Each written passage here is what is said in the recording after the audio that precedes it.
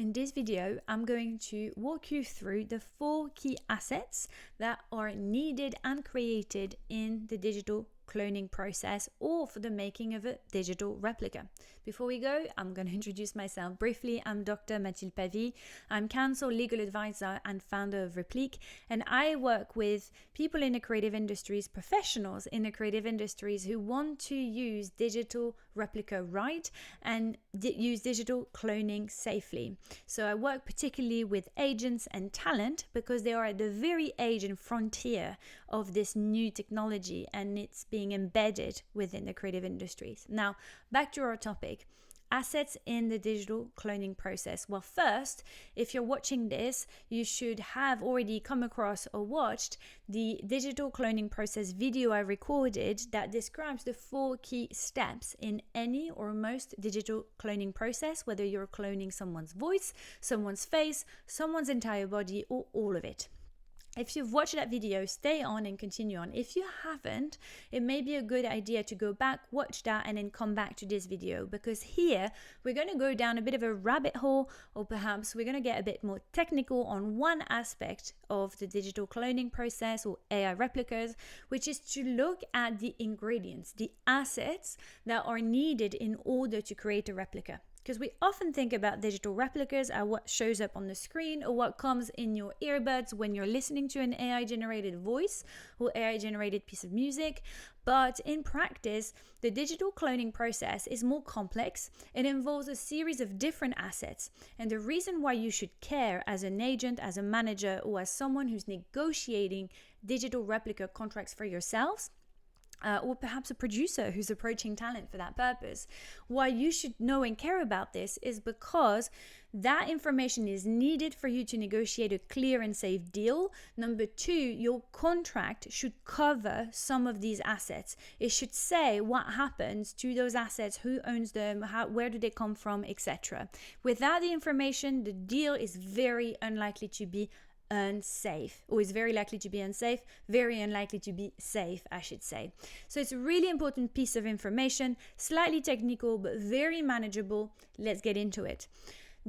So there's 4 assets in total. Number 1, and very perhaps intuitively and logically, in order for a piece of computer software or an AI tool to recreate a real person, they will need to be given a reference point of what that person looks like, right?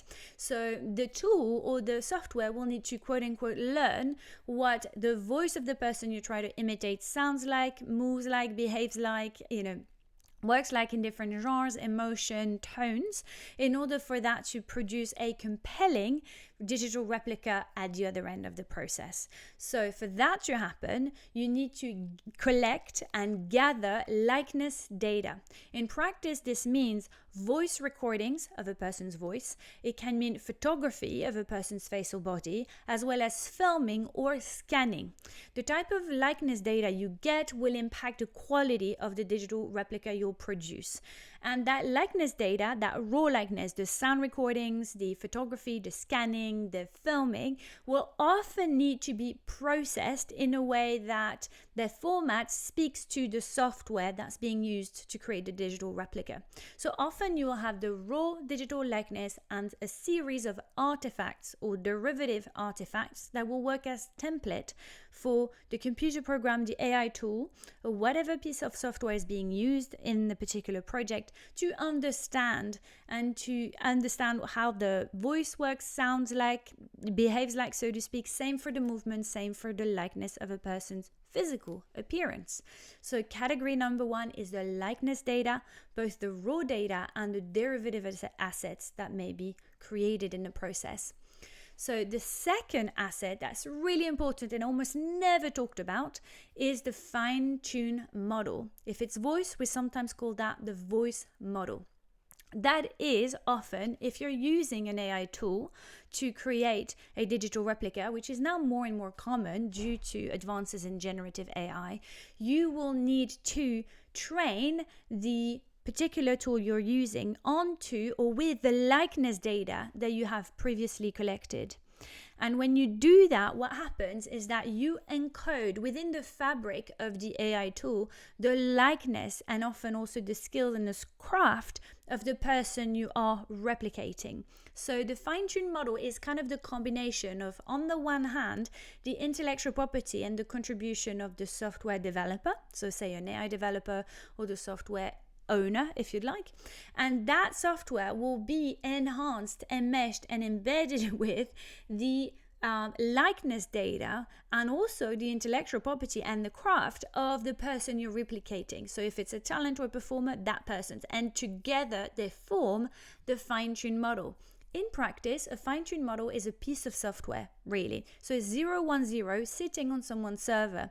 And when you prompt that piece of software, out comes the content in the likeness of the person you are recreating. But it's really important to understand that the fine-tuned model sits with, but slightly distinct from, the IP and the core AI tool or piece of software that makes up the AI tool of the developer that's being used, right? So it's a separate, persistent digital asset, and you need to absolutely know with certainty where this model lives, sits, who accesses them, who owns it, what happens to it if you want to finish, terminate, end the project.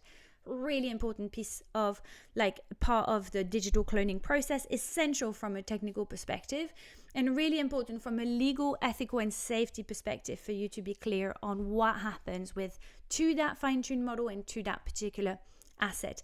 That is very much the invisible part of the iceberg. That is all of the assets I'm going to describe today are important, but that one is really key or pivotal.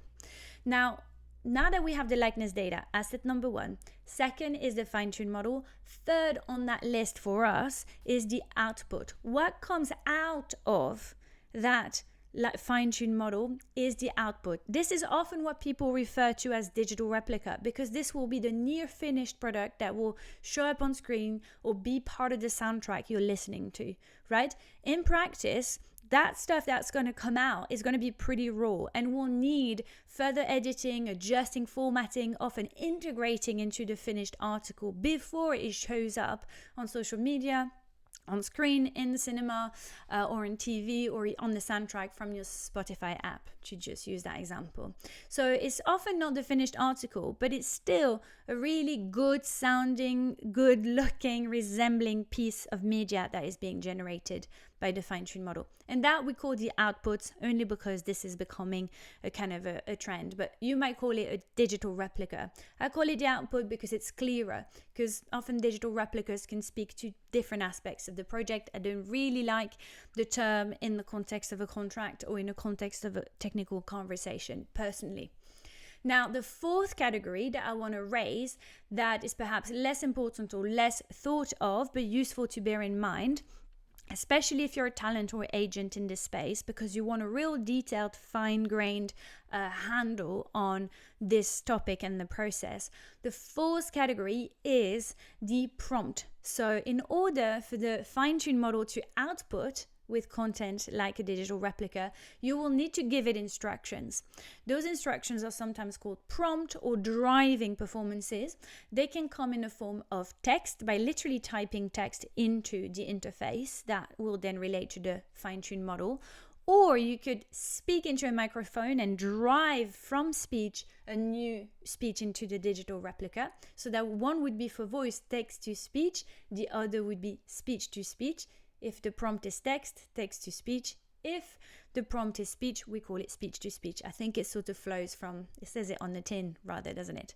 But in practice, if you're also generating digital replicas, especially in video format, and you want the likeness of a person, but the movement and the routine or the skills of another, you can also use a human performer to drive the new performance. We usually call that the driver or the driving performance. Sometimes we call it the puppeteer, and the other performer whose own skin, like physical likeness, is only being used without the movement, we call them the puppet. That prompt, when it's sophisticated like that, when it's about giving new movement to the digital replica, often will require its own data capture. So even in the prompting, at the prompting stage, you may need to go and capture someone's movement through performance capture, for example, motion capture, sometimes through filming and photography. It really depends on the replica you're creating and the technical setup that's been created by the team. And then you have your fourth category, the prompt, the text, the speech, or the performance that will be driving new movement and new interpretation into the digital replica. And there you have your 4 assets. Again, why should we care? You need to know, as you make a deal, what happens about those 4 assets. Where will they come from? Who will own them? Who will store them? What will happen to those assets when the project ends? And get that really clear. This is also the opportunity to negotiate remuneration if the creation of a data likeness or data set for the likeness of a person will take their time. This is also an opportunity to negotiate a license fee for the use of those assets to train the model. It's also the opportunity to negotiate who will access the fine-tuned model under what condition, for how long, and for what remuneration. So everything ties in together, and that's it. I'm going to leave it there because this is long enough, but there you have the 4 key assets involved in the digital cloning process.